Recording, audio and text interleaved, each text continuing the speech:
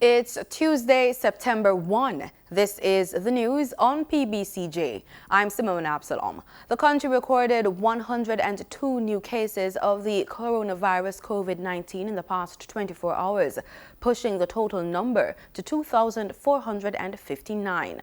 Of the new cases, 51 are females and 51 males with ages ranging from 8 months to 87 years. The Ministry of Health and Wellness says 41 of the cases were recorded in Kingston and St. Andrew, 21 in Portland, 12 in Manchester, 7 in St. Thomas, 5 each in St. Catherine and St. Elizabeth, 4 in Clarendon, 3 in St. Anne, 2 in St. James, and 1 each in Trelawney and St. Mary. 4 of the new cases are contacts of confirmed cases, while the remaining 98 are under investigation. There are now 1,476 active cases being monitored, including 14 moderately ill patients and 6 who are critically ill. The European Union will be joining the COVAX Global Vaccine Initiative. Director General of the World Health Organization, Dr. Tedros Ghebreyesus, made the announcement at a press conference on Monday. Meanwhile, we're continuing to work with our partners through the ACT Accelerator and the COVAX facility to ensure that once a vaccine is available, it's available equitably to all countries. I would like to thank the European Commission for its announcement today that it's joining the COVAX facility and for its contribution of 400 million euros. As President Ursula von der Leyen said, global cooperation is the only way to overcome a global pandemic. As explained by Dr. Bruce Allywood, August 31 was the deadline for countries that had not yet done so to join COVAX. Today's a really important target. It's a milestone, not a. I think somebody used the word earlier, cutoff. What we're trying to do is make sure as many countries as possible can participate in the COVAX facility. So the 31st of August is a key target. It's the target date for countries to confirm their intent to join the COVAX facility. So what we're looking for today is that countries inform us of their intent and also which option. There's, as most of you are now aware, 2 different options by which countries can join the facility. They can either purchase doses up front or they can option doses. So today is the day by which we want to know they want to join, what option they want to follow, and then there's a couple of other provisions as well. COVAX is the vaccines pillar of the Access to COVID-19 Tools Accelerator. Its aim is to accelerate the development and manufacture of COVID-19 vaccines and to guarantee fair and equitable access for every country in the world. Thousands of Election Day workers and members of the security forces cast their votes on Monday. In St. Thomas, the scene at the Yallas Primary School, which was being used as a polling station, was a calm one. All election workers were wearing their masks, face shields, and other protective gears. Physical distancing was in practice. Under the Representation of the People Act, provisions are made for military and police personnel as well as Election Day workers to vote 3 days before the rest of the population to ensure that they are available for duty on Election Day. The ballots were sorted and transferred to the returning officers to be counted on September 3. The Caribbean Maritime University CMU says its main campus at Palisadoes Park in Kingston has been closed with immediate effect due to a confirmed COVID-19 case on the compound. In a news release Monday, the CMU said no one will be permitted to enter the campus during the closure. Services will be available on a limited basis online. And the University of the West Indies, Mona, has closed its Senate and Administrative Annex buildings following the confirmation of a COVID-19 case on the campus. The UWI says the buildings will be cleaned and disinfected. In the meantime, it says safely situated faculties and offices will continue operations. According to the UWI, students and all stakeholders who wish to conduct business with the bursary, student administrative services, or registry are asked to use the online services until they reopen on September 3. International reggae star Toots Hibbert has been admitted to hospital in Kingston. This after he developed breathing problems over the weekend. Hibbert, who is 77 years old, did a COVID-19 test at the University Hospital of the West Indies and is now awaiting results. Members of the artist's inner circle have self-quarantined and taken COVID-19 tests as well, as a few of them have begun exhibiting telltale symptoms of the virus. All pensioners will be able to encash their National Insurance Scheme NIS vouchers with payable dates of September 2020 as of Thursday, September 3. The Ministry of Labour and Social Security says early encashment is available only at post offices. The National Commercial Bank has advised that it will no longer encash pension order vouchers. Director of National Insurance at the Ministry, Portia Magnus, is encouraging pensioners to sign up with the NIS's direct deposit payment system. This allows for NIS pensions to be deposited directly to people's bank accounts. The Transformation Implementation Unit, TIU, has emerged winner of the International America Development Bank IDB Project Execution Challenge.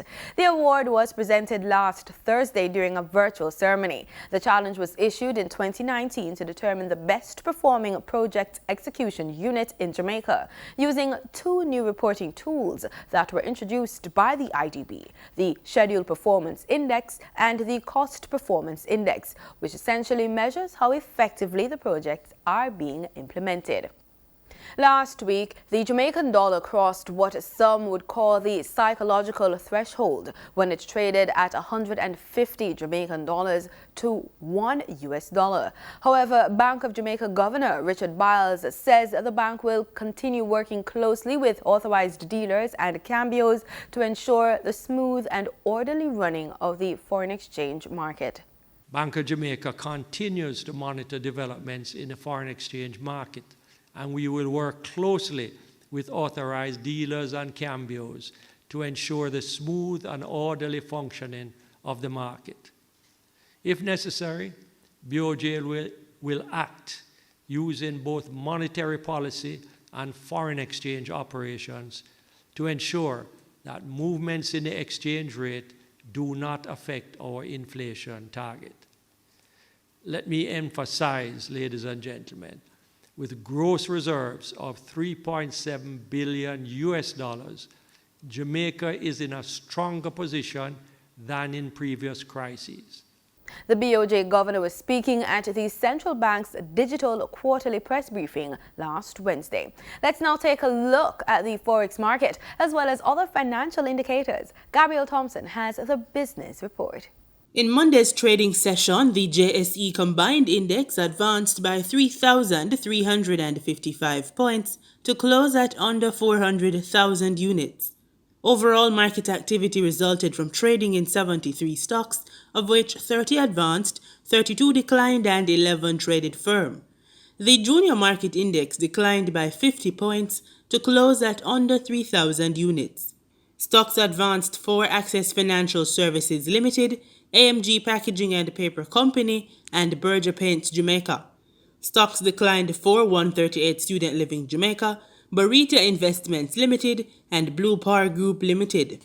Trading firm were Dermond Trading Company, Elite Diagnostic Limited, and Everything Fresh Limited.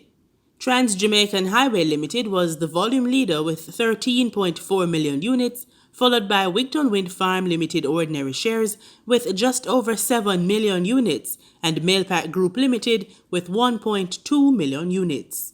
Now for the foreign exchange. The US dollar on Monday, August 31 ended trading at $149.28. The Canadian dollar sold for an average $114.02. The pound sterling traded for $200.20, and the euro ended trading at $181.13. Oil prices rose on Tuesday, reversing overnight losses against the backdrop of an equities bull run and a sliding US dollar. Brent crude futures climbed 61 cents to $45.89 a barrel. West Texas Intermediate crude futures rose 53 cents to $43.14 a barrel. And that's it for the Business Report on PBCJ. I'm Gabrielle Thompson. In regional news, the former ruling coalition in Guyana, a Partnership for National Unity and Alliance for Change, on Monday filed election petitions challenging the results of the disputed March 2 regional and general elections. The APNU-AFC coalition officially filed its election petition cases this morning against the March 2020 elections. APNU-AFC candidate Senior Counsel Royce Dilford filed the court documents on behalf of the applicants Claudette Thorne and Heston Bostwick. The two won the court to determine the legality of the elections and the results that led to the declaration and the allocation of seats in the National Assembly. Former President and Chairman of the APNU-AFC coalition, David Granger, was among senior coalition officials outside the courthouse as the petitions were being filed. Scores of protesters gathered behind barricades in support of the move. We have compiled a dossier of anomalies and irregularities, and APNU-AFC coalition is convinced that if due consideration is given to those anomalies and irregularities, it will be shown that the declaration which was issued on the 2nd of August 2020 is incorrect and invalid. So we are set out here today to establish the invalidity of that declaration and to show that if these anomalies and abuses and irregularities are taken into consideration, the outcome will be different. That is our mission, and that is why this petition is being presented today. Mr. Granger also said the filing of the petitions addresses several issues, including the validity of the electoral process and the declaration. We have detailed all of the anomalies in all 10 regions, not just District 4, District 1 to 10. An APNU General Secretary and presumptive leader of the opposition, Joe Harmon, explained that the evidence that has been presented in the petition covers many of the issues and concerns that came to light during the national recount of votes.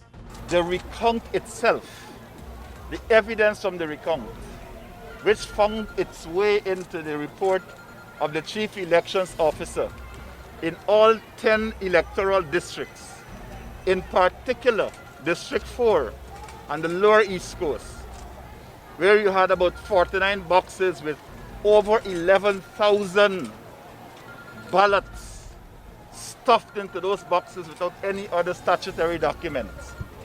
I don't know what else you need to show that these elections were fraudulent, but that is just about one incident, and there are several others. Several lawyers are representing the two applicants in the petitions. With the national recount completed, APNU-AFC officials believe the petitions should take less time to be heard and determined, since recounts are one of the main features in a petition. Just last week, the APNU-AFC wrote to the United Nations and several other international agencies about the elections and the outcome. Trinidad's government is not budging on the requirement for wearing masks as it pertains to more than one person in a vehicle. Attorney General Faris Al-Rari maintains that police officers will be unable to differentiate whether the occupants of a vehicle are family members or a PH taxi with passengers.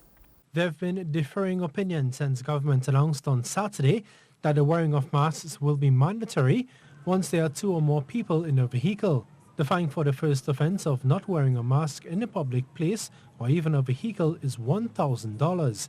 Attorney General Faris Al-Rari explained that government's decision to ensure masks are worn in a vehicle with other occupants are mainly due to TNT's thriving PH taxi industry. We're therefore compelled to recognize that it would be near impossible for law enforcement to stop every private car to figure out whether you are related to the person or living in the same household.